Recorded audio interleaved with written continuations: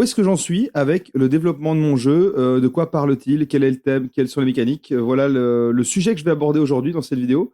Donc c'est une vidéo qui fait suite évidemment aux autres vidéos du vlog que je suis en train de réaliser autour de la création d'un jeu de société. Aujourd'hui, on est à l'étape du prototype.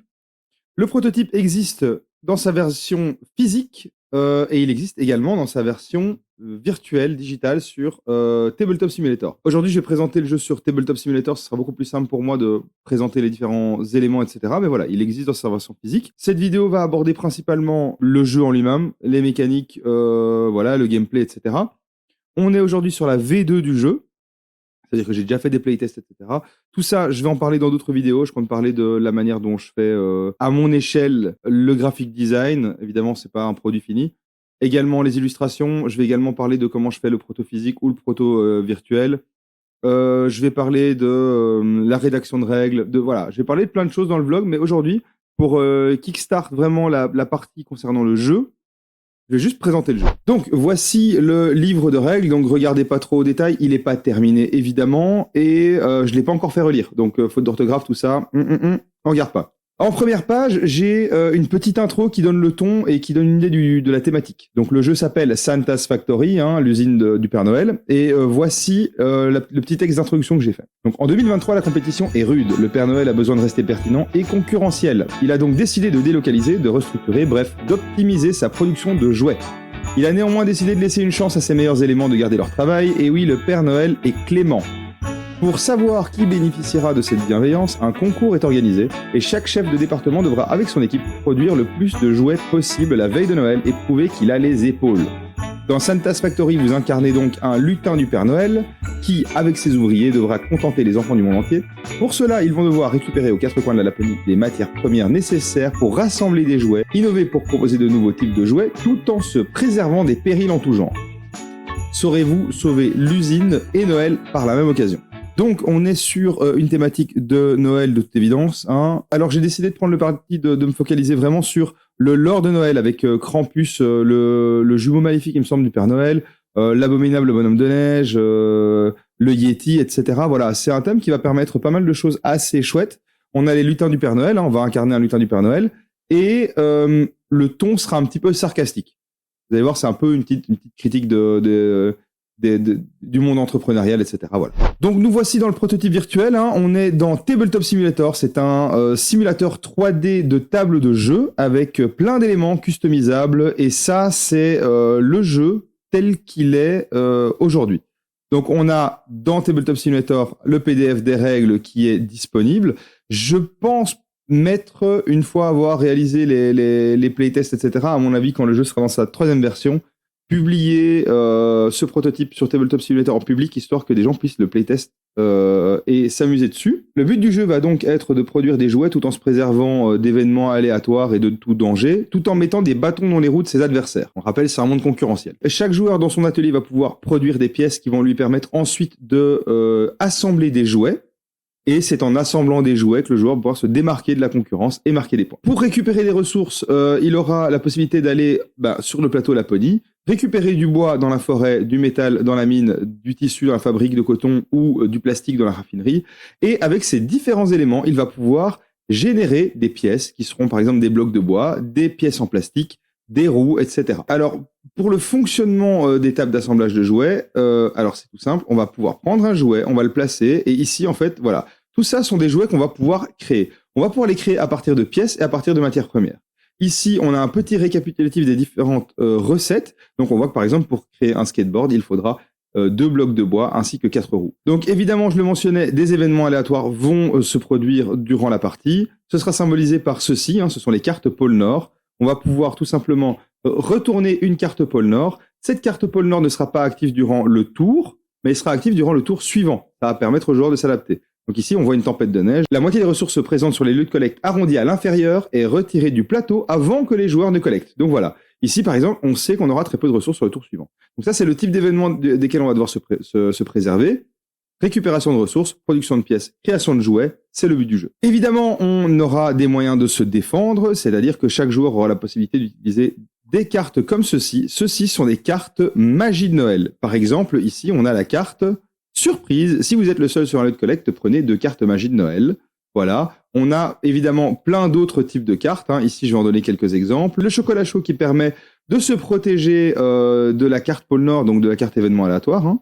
On a le Père Noël qui permet de récupérer des ressources gratuitement. On a ici Krampus, par exemple. Il s'agit d'une créature abjecte qui permet à la personne qui la joue d'enlever un ouvrier à un joueur et de l'emmener dans la mine.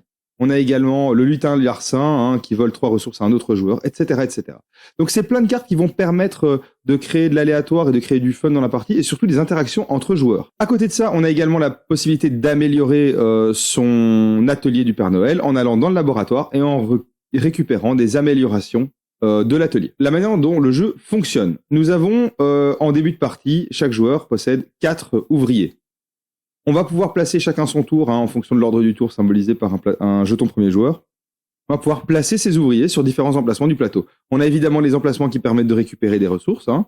Chaque tour, évidemment, en début de tour, on va alimenter les différents lieux de collecte. On va avoir X pions métal dans la mine, X pions plastique dans la raffinerie, X pions bois dans la forêt et X pions tissu dans la fabrique de coton. Les joueurs vont donc placer leurs ouvriers et les ressources sont réparties de manière équitable entre les joueurs présents sur le lieu de collecte. On va pouvoir placer des ouvriers pour récupérer des améliorations, on va pouvoir placer des ouvriers pour récupérer, pour produire des pièces, etc., etc. Une des mécaniques que j'aime bien dans le jeu, c'est la production de jouets. Mettons que j'étais le seul présent sur la raffinerie, je récupère donc le plastique, ensuite je vais dépenser 4 plastiques pour créer 2 pièces en plastique. Voilà. 2 pièces en plastique, ici j'ai une pièce en plastique, ici j'ai une deuxième pièce en plastique. Ensuite, on voit que sur mon livre de recettes, 2 pièces en plastique me permettent de construire un dinosaure. Donc je vais utiliser mes 2 pièces en plastique, je vais les remettre dans la réserve, et ça va me permettre de faire une rotation dans mes jouets. Donc j'ai 3 tables d'assemblage, les 3 jouets initiaux sont récupérés de manière aléatoire. Ici par exemple, j'ai créé mon dinosaure, je vais pouvoir le placer sous le sapin, et je vais pouvoir le remplacer sur la table d'assemblage. Donc on va pouvoir retirer le jouet de manière aléatoire d'un sac dans lequel on aura toutes les tuiles jouets. Et ici, par exemple, j'ai récupéré à nouveau un dinosaure. Donc ça, c'est aléatoire. Et donc on aura une rotation des jouets sur la table.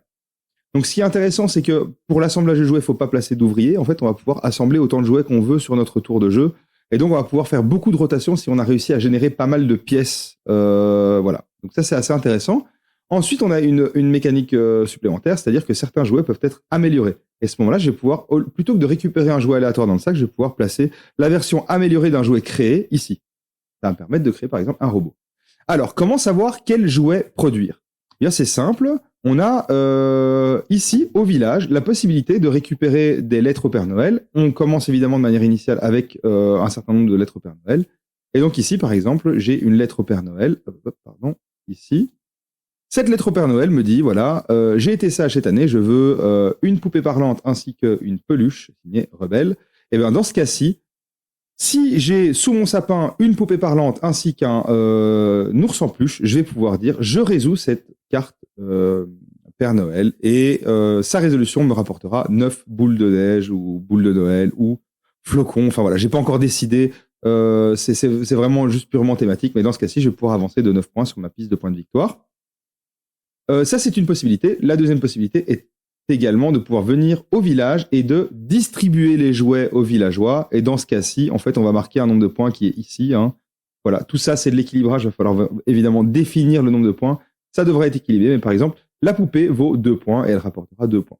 Je vais faire un petit tour ici sur les cartes événements aléatoires parce qu'on va voir que certaines vont impacter la manière de jouer. Ici, par exemple, voilà, à la mode, tous les jouets contenant de l'électronique valent le double de points s'ils sont vendus au village, ce tour-ci. Donc à ce moment-là, on va peut-être pas vouloir utiliser certains jouets pour résoudre des lettres au Père Noël, mais on va vouloir les distribuer au village. Et de l'électronique, ça va être le jeu vidéo, par exemple, la voiture téléguidée, le robot ou la poupée parlante. Alors je mentionnais qu'on commençait avec 4 ouvriers. Dans les améliorations possibles pour notre atelier, on peut récupérer, par exemple, l'amélioration 5e ouvrier. À ce moment-là, on joue avec 5 ouvriers. On a cette amélioration aussi qui va permettre de payer nos pièces une ressource de moins. On a ici le bras, l'automate qui va nous permettre de produire sur une ligne de production sans avoir à placer d'ouvriers. Donc c'est une ligne de production supplémentaire par tour.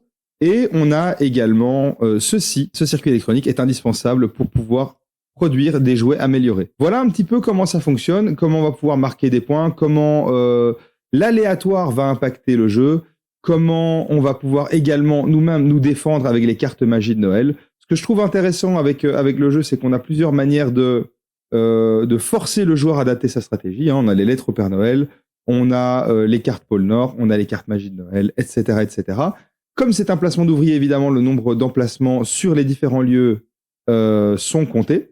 Ça veut dire que parfois, on n'aura pas la possibilité d'aller sur un lieu sur lequel on souhaite aller. J'ai également ajouté ici sur le plateau, on voit la liste de tous les jouets. En fait, si on est le premier à produire un type de jouet, on va pouvoir mettre une pastille, par exemple ici, et prendre 5 points supplémentaires. Voilà. Et systématiquement, en fait, quand on va être le premier à créer un jouet, on va pouvoir mettre une pastille, récupérer 5 points pour les jaunes et 10 points pour les jouets améliorés. Je pense que la mécanique est assez simple. Il y a certaines choses à améliorer. Il va falloir faire pas mal d'équilibrage. Mais globalement, je suis assez satisfait de la simplicité du jeu pour l'instant, ainsi que de l'intégration de la thématique. N'hésitez pas à me dire ce que vous en pensez. C'était donc Santa's Factory, dont il existe également donc le prototype physique. Hein. Je présenterai évidemment le prototype physique et la manière dont je le fais et sur quel site je récupère les éléments nécessaires. Je pense que j'ai fait le tour. Merci d'avoir regardé cette vidéo. N'hésitez pas dans les commentaires à me donner des suggestions, à me donner votre avis, à aussi peut-être vous manifester si vous avez envie de tester le jeu sur Tabletop Simulator. Voilà, un grand merci et des bisous.